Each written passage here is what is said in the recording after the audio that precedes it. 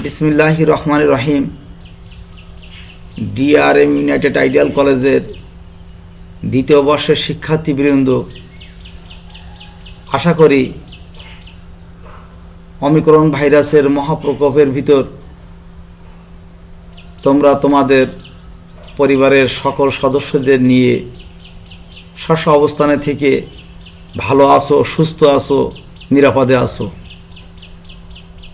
তোমাদের সকলকে জানাই আমার আন্তরিক সালাম ও শুভেচ্ছা। আসসালামু আলাইকুম ওয়া রাহমাতুল্লাহি ওয়া বারাকাতুহু। প্রিয় শিক্ষার্থী, বৈশ্বিক ওমিক্রন ভাইরাসের মহাপ্রকোপ সারা বিশ্বের স্বাভাবিকতাকে স্তব্ধ করে দিয়েছে। বাংলাদেশ তার ব্যতিক্রম নয়। এর অর্থনৈতিক, রাজনৈতিক, সাংস্কৃতিক, শিক্ষাক্ষেত্রেও এর প্রভাব পড়েছে। শিক্ষাক্ষেত্রে বিঘ্নিত ঘটায় বাংলাদেশ সরকারের শিক্ষা মন্ত্রণালয়ের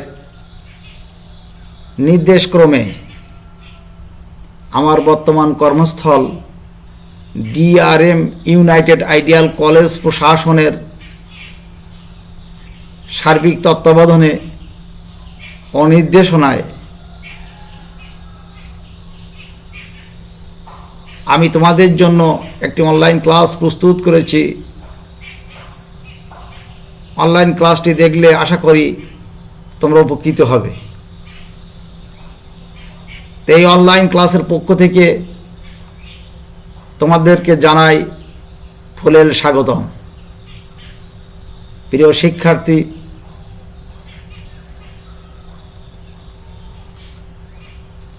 আমি S M Salauddin, DRM United Ideal College, Raghurampur, Ratanpur, Kaliganj, Satkhira.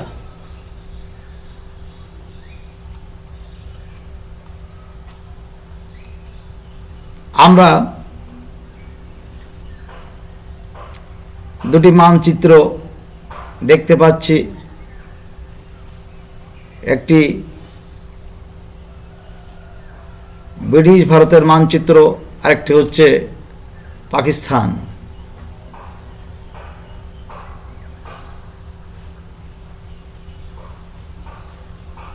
তো এই মানচিত্রের পরিপ্রেক্ষিতে আমরা বলতে পারি 1947 পূর্বকালীন সময়ে স্বাধীন অখণ্ড বাংলা প্রতিষ্ঠায় যারা উদ্যোগ নিয়েছিলেন, তার ভিতর তৎকালীন ব্রিটিশ প্রধানমন্ত্রী অ্যাটলি, লর্ড মাউন্টব্যাটেন, হোসেন শহীদ সোহরাওয়ার্দী, জওহরলাল নেহেরু, আবুল হাশিম, পাকিস্তানের প্রতিষ্ঠাতা মোহাম্মদ আলী জিন্নাহ, শরৎচন্দ্র বসু, কিরণ শঙ্কর রায় প্রমুখ ব্যক্তিবর্গ।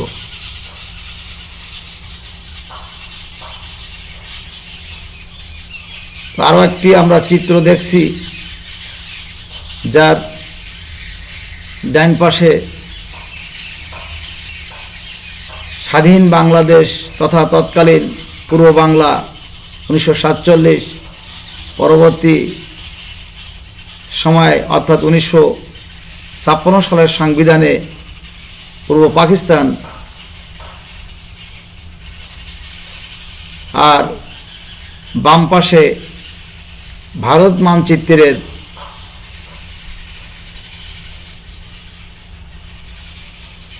1947 পূর্বকালীন সময় পাকিস্তান, পশ্চিম পাকিস্তান পরবর্তীতে এভাবে একটি মানচিত্র দণ্ডায়মান। অতএব আজকের পাঠ ঘোষণা, স্বাধীন অখণ্ড বাংলা প্রতিষ্ঠার উদ্যোগ 1947। প্রিয় শিক্ষার্থী, পত্র শিরোনাম পৌরনীতি ও সুশাসন, দ্বিতীয় পত্র, একাদশ দ্বাদশ শ্রেণী, প্রথম অধ্যায়, ব্রিটিশ ভারতে প্রতিনিধিত্বশীল সরকারের বিকাশ। শিখন ফল। প্রিয় শিক্ষার্থী, এই পাঠ শেষে তোমরা স্বাধীন অখণ্ড বাংলা প্রতিষ্ঠার উদ্যোগ 1947 বর্ণনা করতে পারবে। স্বাধীন অখণ্ড বাংলা প্রতিষ্ঠার ব্যর্থতার কারণ বর্ণনা করতে পারবে। প্রিয় শিক্ষার্থী, এখন আমরা স্বাধীন অখণ্ড বাংলা প্রতিষ্ঠার উদ্যোগ 1947 নিয়ে আলোচনা করব। সর্বপ্রথমে পটভূমি, যে ব্রিটিশ সরকার তার সাম্রাজ্যবাদী স্বার্থ চরিতার্থ করার লক্ষ্যে ভাগ করো শাসন করো, তা ডিভাইড এবং রুলস পলিসি নীতি অবলম্বন করে। একদিকে ব্রিটিশ সরকারের বিভাজন নীতি এবং অন্যদিকে উগ্র হিন্দু সমাজের সাম্প্রদায়িক নীতির কারণে মুসলমানদের মধ্যেও সাম্প্রদায়িকতার দৃষ্টিভঙ্গি প্রবেশ করে।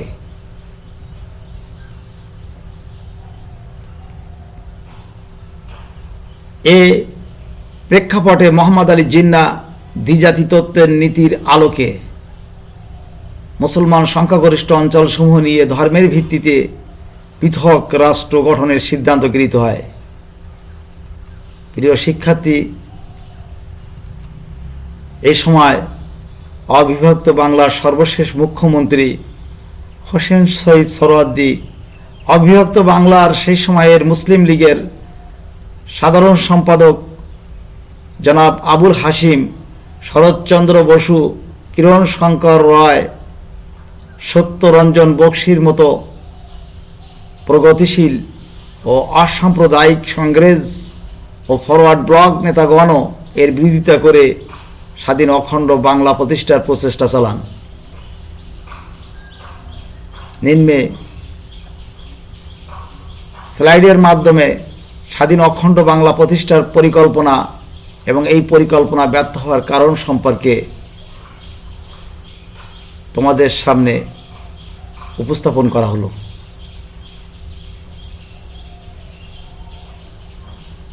স্বাধীন অখণ্ড বাংলা প্রতিষ্ঠার উদ্যোগের প্রেক্ষাপট: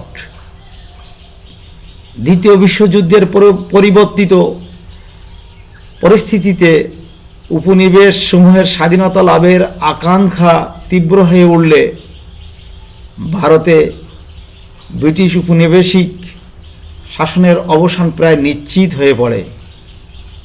1947 সালের ফেব্রুয়ারি মাসে ব্রিটিশ প্রধানমন্ত্রী অ্যাটলি ঘোষণা করেন যে ব্রিটেন 1948 সালের জুন মাসের মধ্যে ভারতে ক্ষমতা হস্তান্তর করতে বদ্ধপরিকর। মার্চ মাসে লর্ড মাউন্টব্যাটেন ভারতে ভাইসরয় হিসেবে দায়িত্ব গ্রহণ করেন। ভারতের সাংবিধানিক সমস্যা সম্পর্কে তিনি কংগ্রেস ও মুসলিম নেতৃবৃন্দের সাথে আলোচনা শুরু করেন।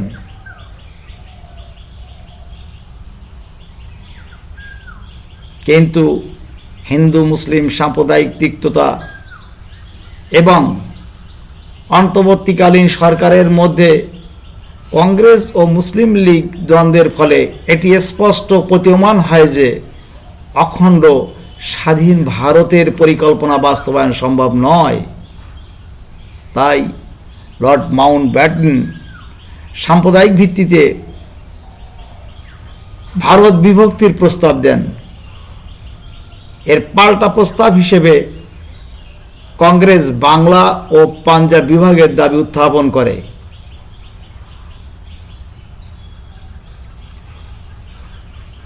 কংগ্রেস বাংলাকে ভাগ করে হিন্দু সংখ্যাগরিষ্ঠ পশ্চিম বাংলাকে ভারতের অন্তর্ভুক্ত রাখতে চায়।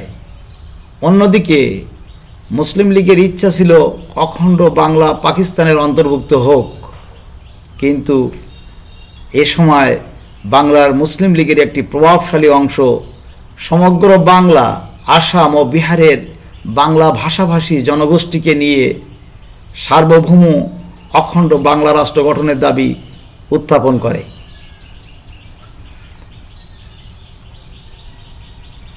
1947 সালের 27 এপ্রিল হোসেন সৈয়দ সোহরাওয়ার্দী দিল্লিতে অনুষ্ঠিত এবং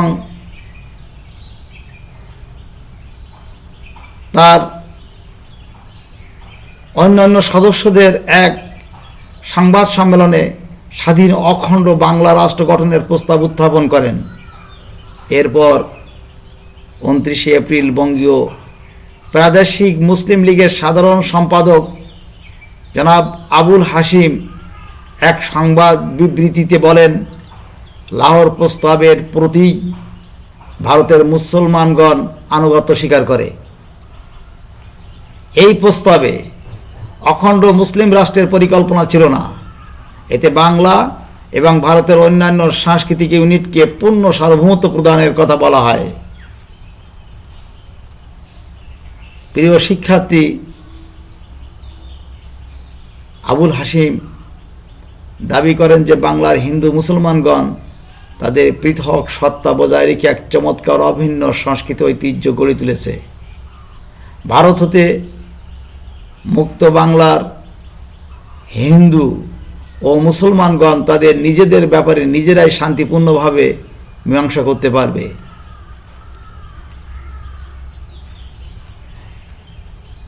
বাংলাকে ভাগ করার আন্দোলনের সমর্থনে কলকাতায় বাঙালি অবাঙালি শিল্প ও বণিক সমিতি সমূহ সক্রিয়ভাবে এগিয়ে আসে। এছাড়া প্রভাবশালী হিন্দু দৈনিক পত্রিকাসমূহ এই আন্দোলনের সমর্থনে জনমত গঠনে ব্যাপক প্রচার অভিযান চালায়। শরৎচন্দ্র বসু, কিরণ শঙ্কর রায়, সত্যরঞ্জন বক্সির মতো প্রগতিশীল ও অসাম্প্রদায়িক কংগ্রেস ও ফরওয়ার্ড ব্লক নেতাগণের নেতৃত্বে কংগ্রেসের একটি অংশ অভিন্ন ভাষা, সংস্কৃতি, ইতিহাস ও ঐতিহ্যের ভিত্তিতে সোহরাওয়ার্দী হাশিমের স্বাধীন অখণ্ড বাংলা রাষ্ট্রের দাবি সমর্থন করেন। প্রিয় শিক্ষার্থী, এই সময় বাংলার কংগ্রেস ও মুসলিম লীগের নেতাদের নিয়ে 12 সদস্য বিশিষ্ট একটি যৌথ কমিটি গঠন করা হয়। এই যৌথ কমিটি 1947 সালের 20 মে স্বাধীন বাংলার ভবিষ্যৎ সংবিধানের একটি রূপরেখাও প্রণয়ন করে, যার বৈশিষ্ট্য ছিল নিম্নরূপ।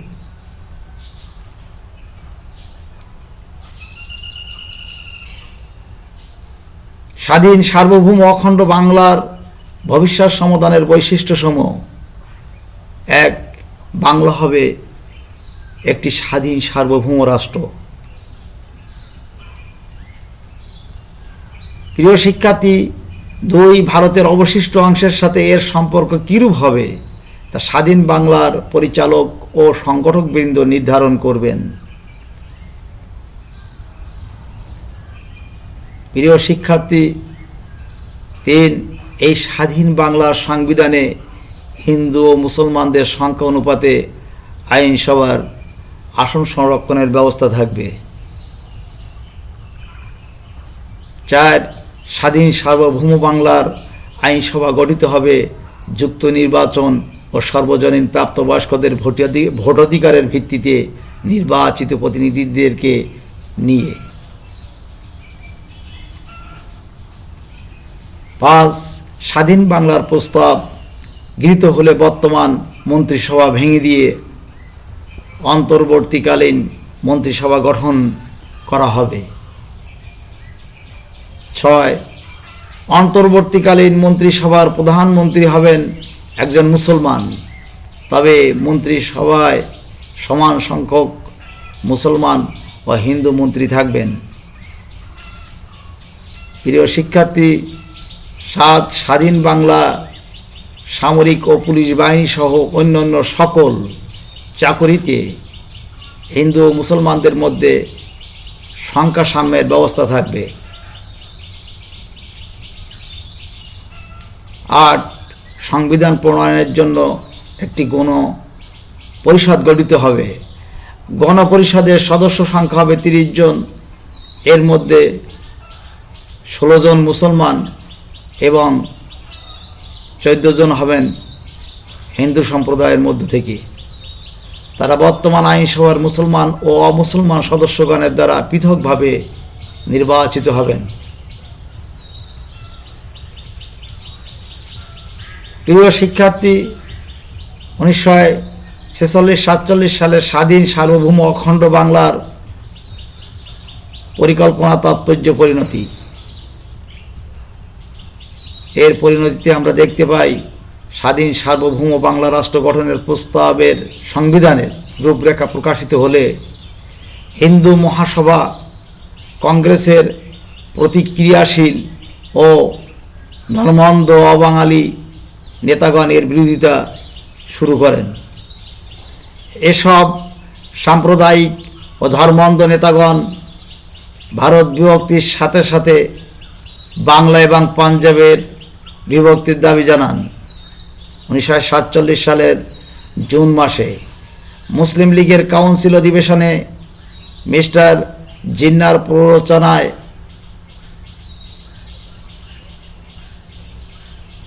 অবাঙালি মুসলিম লীগ নেতাদের সমর্থনে ভারত বিভক্তি সংক্রান্ত মাউন্ট ব্যাটেনের 3রা জুন পরিকল্পনা গৃহীত হয়। বাংলা প্রদেশের অধিবাসী হয়েও খাজা নাজিমুদ্দিন এবং মাওলানা আকরাম খান সেদিন জিন্নাকেই সমর্থন করেছিলেন, অখণ্ড বাংলাকে নয়। প্রিয় শিক্ষার্থী, এর পরিণতিতে আরও দেখতে পাই আবুল হাসিম সহ 7 জন প্রতিনিধি এই সিদ্ধান্ত জোরালো প্রতিবাদ করেছিলেন। এর ফলে 1947 সালের 14ই আগস্ট ভারত বিভক্তি হয় এবং এর পাশাপাশি বাংলা বিভক্ত হয়ে পূর্ব অংশ পাকিস্তানের সাথে এবং পশ্চিম অংশ ভারতের সাথে অন্তর্ভুক্ত হয়।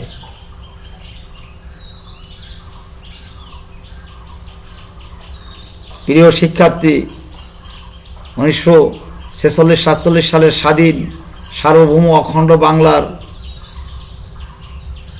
পরিণতি বিশ্লেষণ করলে দেখা যায় স্বাধীন বাংলা রাষ্ট্র গঠনের উদ্যোগ নিয়েছিলেন এদেশের প্রগতিশীল ও অসাম্প্রদায়িক নেতাগণ। এই উদ্যোগ সফল হয়নি সেই সময়ের উগ্র সাম্প্রদায়িক হিন্দু মুসলিম কিছু নেতার অদূরদর্শিতা ও ধর্মান্ধতার জন্য। এই ঘটনা মুসলিম লীগের প্রগতিশীল ও অসাম্প্রদায়িক নেতাদেরকে বেদনাহত করে। এর ফলে ভবিষ্যতে মুসলিম লীগের প্রগতিশীল ও অসাম্প্রদায়িক অংশটির সাথে সাম্প্রদায়িক অংশটির বিরোধ সৃষ্টি হয় এবং মুসলিম লীগের ভাঙনের বীজ রোপিত হয়। প্রিয় শিক্ষার্থী, এখন আমরা স্বাধীন অখণ্ড বাংলা প্রতিষ্ঠার ব্যর্থতার কারণ নিয়ে আলোচনা করব। এই কারণগুলো কেন ব্যর্থ হয়েছিল সেগুলো আমরা উত্থাপিত স্লাইডে উত্থাপন করলাম। 1. কংগ্রেসের কেন্দ্রীয় নেতাদের বিরোধিতা। স্বাধীন অখণ্ড বাংলা রাষ্ট্র প্রতিষ্ঠার প্রস্তাব কংগ্রেস সমর্থন করেনি, বরং কংগ্রেস নেতারা এর চরম বিরোধিতা করেছেন।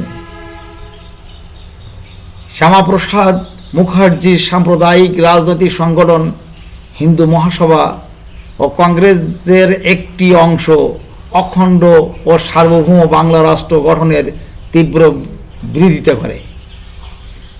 কংগ্রেসের কেন্দ্রীয় নেতা বিশেষ করে নেহেরু ও প্যাটেল প্রথম থেকেই এই উদ্যোগের ঘোর বিরোধী ছিলেন।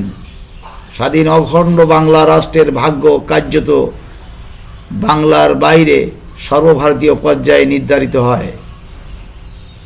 প্রিয় শিক্ষার্থী, দ্বিতীয় কারণটা হচ্ছে মুসলিম লীগের বিরোধিতা। প্রাথমিক পর্যায়ে খাজা নাজিমুদ্দিন, নুরুল আমিন ও মোহাম্মদ আলী সহ বাংলার মুসলিম লীগ নেতৃবৃন্দ স্বাধীন বাংলার প্রস্তাব সমর্থন করেন, কিন্তু পরবর্তীতে তারাও বাংলার স্বাধীনতার বিরোধিতা শুরু করেন। এছাড়া বাংলার মুসলিম লীগের রক্ষণশীল অংশ প্রস্তাবিত স্বাধীন বাংলায় যুক্ত নির্বাচন ও সাম্য অর্থাৎ সংখ্যা সাম্যের নীতি মেনে নিতে পারেনি। মুসলিম লীগের বিরোধিতার কারণেই স্বাধীন অখণ্ড বাংলা প্রতিষ্ঠার উদ্যোগ ব্যর্থতায় পর্যবসিত হয়। প্রিয় শিক্ষার্থী,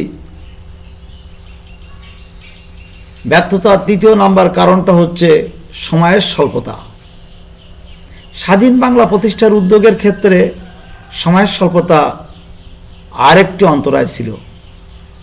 একটা নির্দিষ্ট সময়ে অর্থাৎ 1948 সালের জুন মাসের মধ্যে ব্রিটিশরা ক্ষমতা হস্তান্তর করে ভারত ত্যাগের চূড়ান্ত ঘোষণা দেয়, কিন্তু কার্যত তারা এর পূর্বেই অর্থাৎ 1947 সালের আগস্ট মাসে ভারত ত্যাগ করে। দ্রুত গতিতে ব্রিটিশদের প্রস্থান স্বাধীন অখণ্ড বাংলা প্রতিষ্ঠার উদ্যোগের জন্য বিপর্যয়কর ছিল, কেননা এই উদ্যোগ সফল করতে প্রয়োজন ছিল পর্যাপ্ত সময়ে। প্রিয় শিক্ষার্থী, আমরা এতক্ষণ অখণ্ড স্বাধীন বাংলার প্রেক্ষাপট, পরিণতি, ব্যর্থতা নিয়ে আলোচনা করলাম। এখন তোমাদের কিছু কাজ তোমাদেরকে করতে হবে এই পাঠের উপর।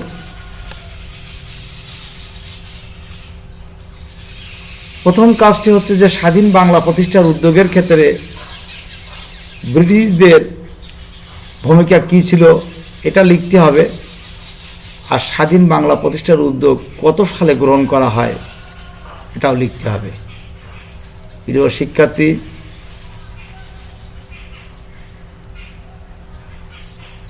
সারসংক্ষেপ, আজকের এই অনলাইন ক্লাসে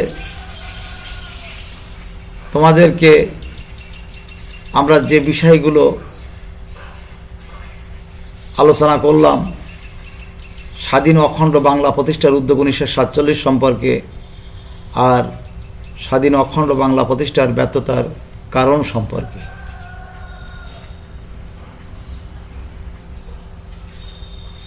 প্রিয় শিক্ষার্থী, এখন মূল্যায়নের পালা।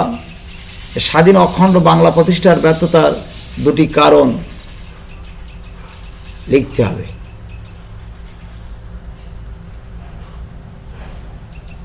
প্রিয় শিক্ষার্থী, এই অনলাইন ক্লাসের কারণে আমরা শুধু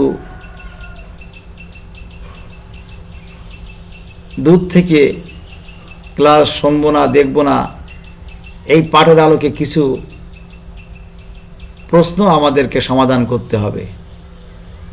তো সেই হিসাবে তোমাদের বাড়ির কাজ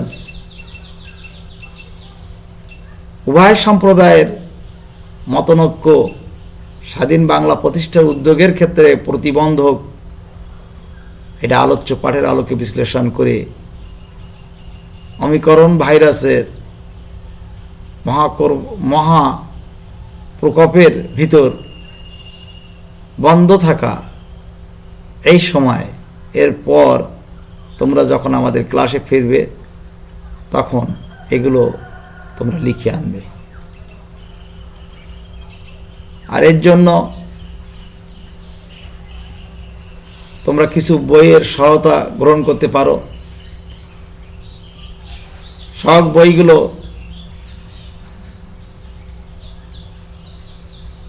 আমরা জানিয়ে দিলাম। প্রফেসর মোহাম্মদ আনারুল হক ও কামরুজ্জামান, পুঁথিনিলয়, ঢাকা।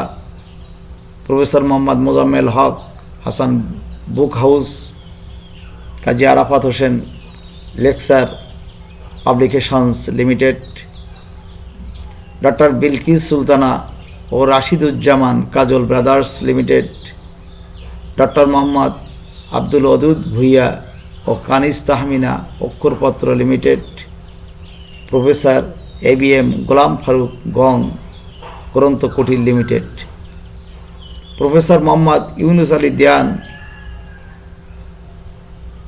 Purbadesh publications limited. তো সকলকে ধন্যবাদ জানিয়ে আজকের ক্লাস এখানেই শেষ করছি। আল্লাহ হাফেজ।